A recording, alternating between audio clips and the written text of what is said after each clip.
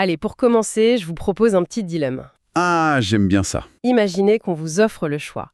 Soit 1 million de dollars, là, tout de suite. D'accord. Ou alors un simple centime, mais un centime qui double de valeur chaque jour pendant 31 jours. On choisit quoi? Spontanément, le million semble évident, quoi. C'est concret, c'est immédiat. C'est ça. Le centime, il paraît un peu dérivoire à côté. Oui, c'est le choix de la raison contre celui de l'impatience, un peu. Exactement. Sauf que si on fait le calcul, ce fameux centime, au bout de 31 jours, il ne vaut pas 1 million. Non, Il se transforme en plus de 10 millions de dollars. c'est énorme. Et le plus fou, c'est que la quasi-totalité de la somme apparaît à la toute fin. Le 29e jour, on a juste seulement 2,7 millions. Tout explose dans les 2 derniers jours. Et c'est précisément de ça dont on va parler aujourd'hui. C'est intéressant parce que les lectures pour cette analyse, elles convergent toutes vers ce principe. Mhm. Comment des actions minuscules, presque invisibles au quotidien, peuvent générer des résultats spectaculaires. Sur le long terme. Voilà. On va décortiquer un peu cette mécanique, voir comment construire les habitudes qui l'alimentent, et surtout, comment protéger sa trajectoire. C'est une plongée en fait dans la physique du succès durable. D'accord. Alors, entrons dans le vif du sujet. Le principe de base qui revient partout, c'est une équation toute simple en fait. Oui, Petit choix intelligent, plus constance, plus temps, égale différence radicale. Et ce que je trouve puissant là-dedans, c'est que ça dédramatise complètement l'idée de changement. On n'a pas besoin d'un acte héroïque. non, c'est la somme de plein de petites choses. Mais c'est aussi un piège terrible, Ah oui, parce qu'au début, les résultats sont invisible. nuls. On fait des efforts, on change un petit truc, et pendant des semaines, des mois, rien ne semble se passer. C'est la fameuse vallée de la déception. Exactement. On a l'impression que ça ne marche pas. Et c'est là que la plupart des gens abandonnent, juste avant que la courbe commence enfin à grimper en flèche. C'est un peu comme cette image de la vieille pompe à eau manuelle, tu sais. Oui, je vois très bien. On doit pomper, pomper, pomper. Dans le vide, on ne voit pas la moindre goutte sortir. C'est hyper frustrant. On se dit que c'est vain, que la pompe est cassée. Voilà, et on arrête. Alors qu'on était peut-être à 1 ou 2 coups de faire jaillir l'eau. C'est une image parfaite. Et le pire avec cette pompe, c'est qu'on ne sait jamais si on est à 10 coups du but ou à 1000. C'est un vrai test de 2 fois dans le processus. Et pour commencer à pomper, le point de départ est toujours le même. Le choix. La chaîne logique est très claire dans les textes. Un choix mène à un comportement.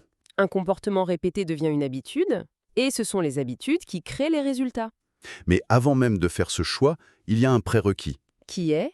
Prendre la responsabilité totale de sa vie. Ah oui, C'est un peu brutal dit comme ça. Mais l'idée, c'est de cesser de blâmer les circonstances, d'attendre une solution qui vient de l'extérieur. C'est seulement quand on accepte d'être le pilote de son propre avion qu'on peut décider de changer de cap, même d'un tout petit degré. même d'un tout petit degré. Et une fois qu'on a accepté ce rôle de pilote, comment on fait concrètement pour savoir de combien de degrés on doit changer de route? On commence par mesurer. Il y a une phrase forte qui revient souvent. Tous les gagnants sont des trackers. Des trackers. Oui, Pour améliorer quelque chose, il faut d'abord en prendre conscience. On ne peut pas gérer ce qu'on ne mesure pas. Pour les finances, on note chaque dépense. Pour le poids, on suit ce qu'on mange. je comprends le principe, mais pour beaucoup de gens, ça peut sembler une montagne. Noter chaque café, chaque repas, est-ce qu'il n'y a pas un risque de se sentir submergé par ce tracking permanent? C'est une excellente question et un vrai risque. Les textes insistent sur un point. Le but n'est pas la perfection, c'est la prise de conscience. Voilà. Souvent, le simple fait de suivre une seule chose, la plus importante, par exemple uniquement les dépenses plaisir de plus de 10 €, ça suffit à créer un électrochoc. D'accord. L'acte de noter focalise l'attention et, en fait, modifie naturellement le comportement. L'objectif, c'est pas de tenir un journal de bord impeccable toute sa vie. C'est un outil de diagnostic. Ça me fait penser à un chiffre qu'on voit souvent. Jusqu'à 95% de ce qu'on ressent, ce qu'on pense, ce qu'on fait, serait le résultat d'habitude. C'est vertigineux. Ça veut dire qu'on passe le plus clair de notre temps en pilote automatique, en fait. Absolument. Et c'est pour ça qu'un minuscule ajustement de ce pilote automatique peut avoir des conséquences gigantesques. Il y a une image qui m'a vraiment aidé à visualiser le truc. On compare nos habitudes à la trajectoire d'un avion. Si un vol entre Los Angeles et New York dévie son nez de seulement 1% au décollage, c'est totalement imperceptible, Oui, personne ne s'en rend compte. eh bien, il n'atterrira pas à New York. il se posera à des centaines de kilomètres de là. Ce 1%, c'est cette petite habitude quotidienne, bonne ou mauvaise, qui, sur la distance d'une vie, nous amène à une destination radicalement différente. Ce qui pose la question cruciale. Comment on fait pour garder le cap? Surtout au début, quand on est en pleine vallée de la déception. Qu'est-ce qui nous donne l'énergie de continuer à pomper? C'est le pourquoi, c'est le carburant de l'avion. Il y a une analogie très très puissante à ce sujet. Je vous écoute. Imaginez une simple planche en bois, longue de 5 mètres, posée par terre. On vous offre 100 $ pour la traverser. Facile. Tout le monde le fait, oui. Exactement. Maintenant, la même planche, mais suspendue entre deux gratte-ciel, à 300 mètres du sol. Pour 100 $, personne ne bouge, on est d'accord? Oh non, là c'est autre chose. Le comment mettre un pied devant l'autre n'a pas changé. Précisément. Et là, troisième scénario. Vous êtes toujours au sommet, avec cette planche, mais de l'autre côté, le bâtiment est en feu, et une personne que vous aimez plus que tout au monde est en danger. Ah, Est-ce que vous traversez? oui, sans une seconde d'hésitation. Voilà. Le comment est le même, mais le pourquoi a tout changé. Il est devenu si puissant qu'il balaye la peur, le doute, tout. C'est ça la différence. Il faut un pourquoi qui soit plus fort que toutes les excuses. C'est le cœur du réacteur. Et une fois que ce pourquoi est clair, on peut commencer à déployer des stratégies concrètes. Mhm. Une des premières idées, c'est de penser addition plutôt que soustraction. Au lieu de se focaliser sur « je ne peux plus manger ça », on se concentre sur « je vais découvrir de nouvelles saveurs ». Ça transforme une contrainte en aventure. C'est un changement de perspective énorme. C'est beaucoup plus positif. Et ensuite, une autre stratégie, l'engagement public. Annoncer son objectif à des proches ou même en ligne, ça crée une pression sociale positive. Oui, il y a un exemple un peu extrême mais marquant. Une personne qui s'engage à lire 20 pages par jour.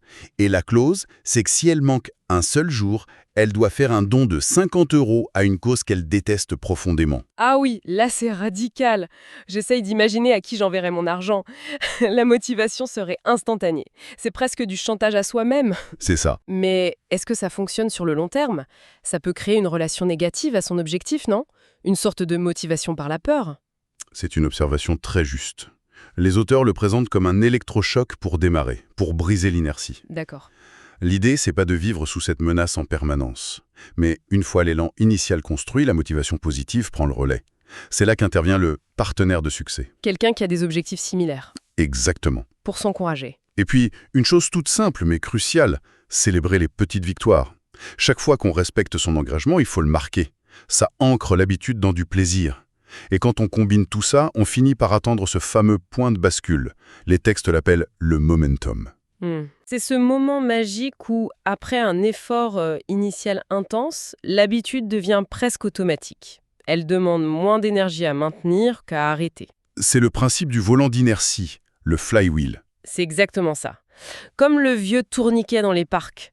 Au début, il faut pousser de toutes ses forces. C'est lent, c'est lourd. On s'épuise. Mais petit à petit, il prend la vitesse. Et au bout d'un moment, il tourne presque tout seul. L'autre image forte, c'est le train. Ah oui? Il faut une énergie colossale pour le mettre en mouvement. Mais une fois qu'il est lancé à 150 km/h, il devient une force quasi inarrêtable. Ces métaphores sont excellentes parce qu'elles montrent que l'effort le plus important est vraiment au démarrage. Mais une fois ce momentum atteint, un autre défi apparaît. Protéger sa trajectoire. Parce que même un train lancé à pleine vitesse peut dérailler. Exactement. Nos habitudes sont constamment sous l'influence de forces extérieures. On en a identifié 3 principales dans nos lectures. La première, c'est l'input, c'est ça? Tout ce qui entre dans notre esprit. Tout à fait.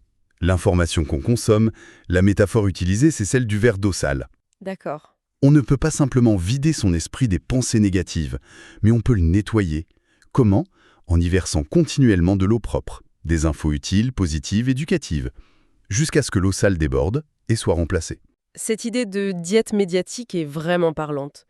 C'est fou de penser à quel point on laisse entrer de la négativité sans s'en rendre compte. C'est une pollution invisible. C'est ça. Mais au-delà de ce qu'on consomme, il y a aussi les gens qui nous entourent, n'est-ce pas? C'est la deuxième influence majeure. Les associations. L'entourage. On connaît tous l'adage, on est la moyenne des 5 personnes qu'on fréquente le plus. La suggestion, c'est de faire une sorte d'audit de ces relations.